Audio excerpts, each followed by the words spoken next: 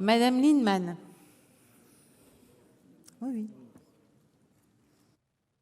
Chers collègues, on a ces débats de façon récurrente depuis plusieurs années.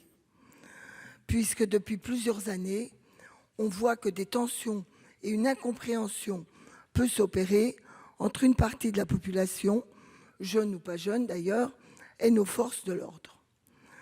Et pendant des années, on nous a expliqué, pour être sûr que cette incompréhension, qui, moi je l'ai observée, dans certains cas, minoritaires certes, mais dans certains cas, on a quand même le sentiment d'un acharnement qui peut d'ailleurs naître d'une certaine difficulté pour les forces de l'ordre à appréhender les problèmes auxquels ils doivent faire face.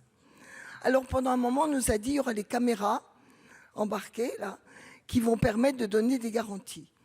J'observe qu'on n'a pas atteint le seuil de confiance réciproque qui est nécessaire dans une république entre les citoyens et les forces de l'ordre dans certains territoires et dans certains cas.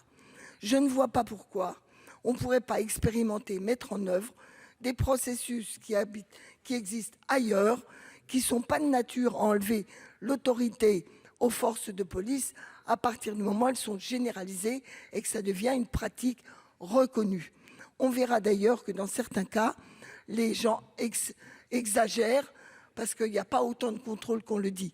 Mais je ne vois pas en quoi cette transparence est de nature à affaiblir la relation entre la police et la population, ni même l'autorité de la police. Merci. Monsieur le ministre.